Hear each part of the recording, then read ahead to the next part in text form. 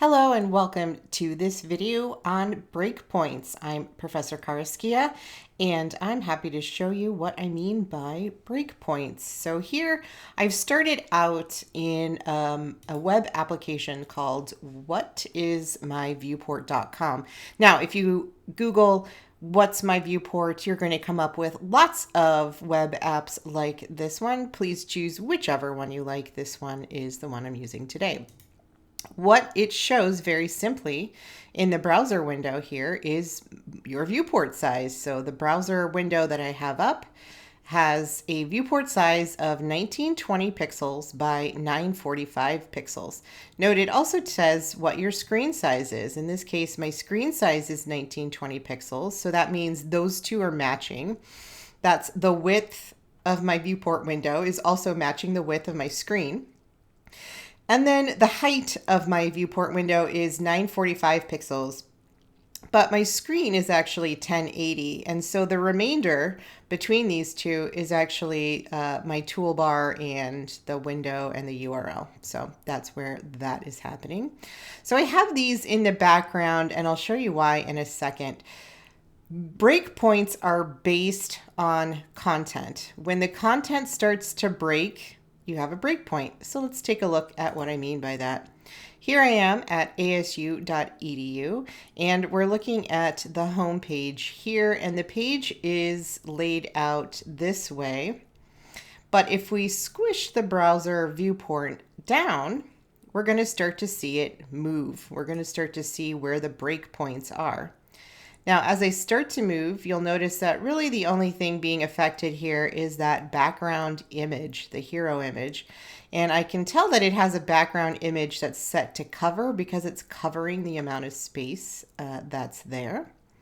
And as I squish down, that's really the only thing that's making any sort of movements whatsoever until I get to about right here. Now, you may have noticed here in this gold block at the bottom that the text has been changing.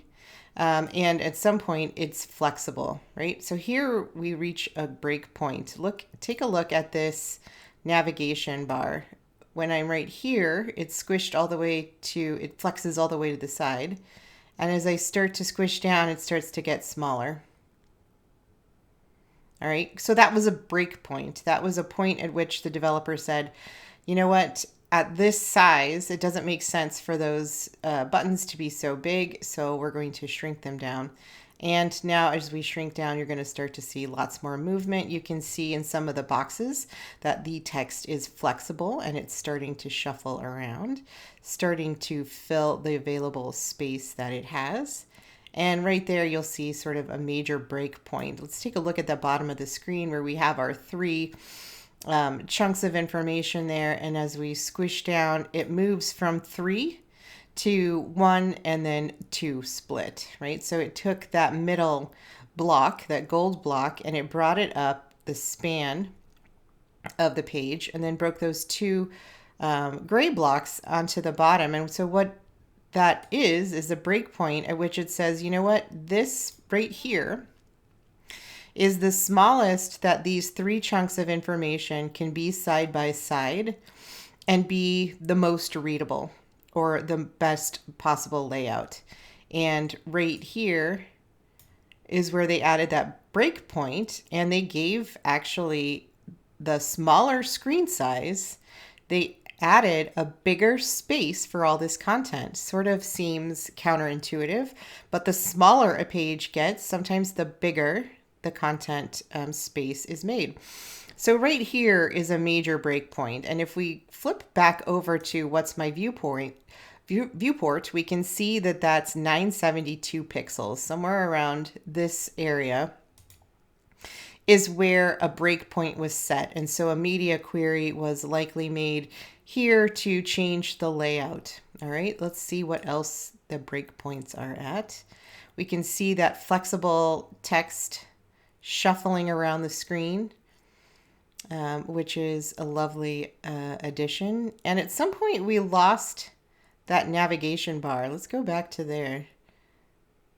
At some point right there, looks like the same breakpoint in which we split these three sections. We also took this nav bar out. Let's take a look at the nav bar now as we squish down.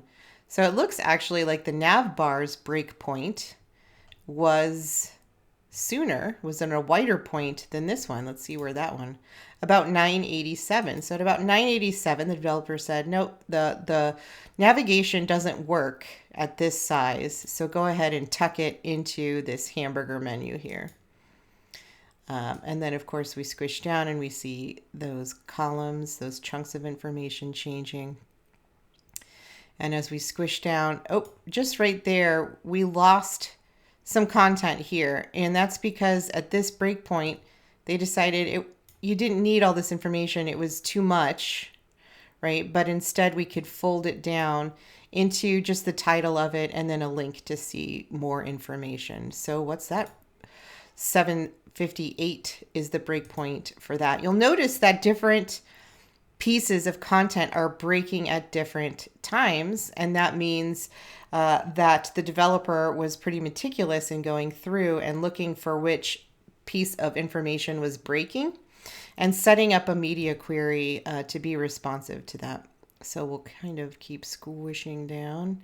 And here you'll see now it moves to single column. So whereas before we had some multiple column text, at this breakpoint around 629, we see all of the content kind of break into this single column grid.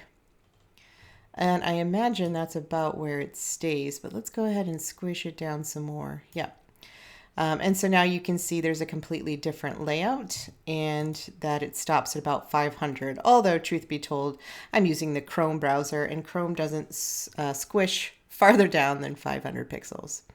All right, and so that is where your breakpoints are. Now, breakpoints are going to be different per every single page. That's because they are based on the content. Let's take a look at another page, and we'll see that the breakpoints for this page are entirely different. All right, this is the blog CSS Tricks that I highly, highly recommend. This is your go-to for all of the amazing industry leaders in front-end coding, and it's run by Chris Coyier. And you might recognize Leah Veru from your textbook. All right, so we have the page layout here. And again, we're starting at that viewport window being 922, 920, pixels. And we'll start to squish it down and see how it reacts. At this point, it's mostly just losing its margin. About right there, you start to see some stuff shuffle around, that it is pretty flexible. We'll look for some major breakpoints here. You see some of that content shuffling. You can see that it's flexible or fluid layout. And then at around here, we're going to watch that navigation. And we're going to watch it jump down under the title, under the H1. So at this point, 973 is when the header navigation jumps down to the next row instead of being side by side with that H1. You'll also notice that throughout the way the cards were shuffling, there were a bunch of cards. These cards are the articles being written, and that they just shuffled down smaller and smaller.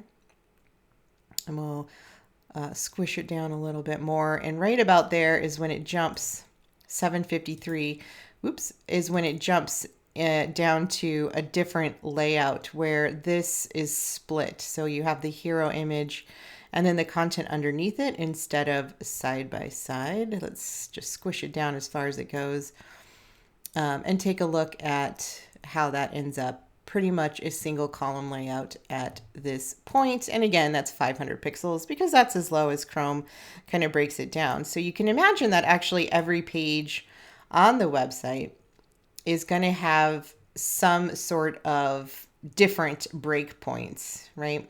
Depending on how the layout is set. But the great thing about layout with breakpoints is that you're focusing on the content and you're designing for what the content needs in order to best see it.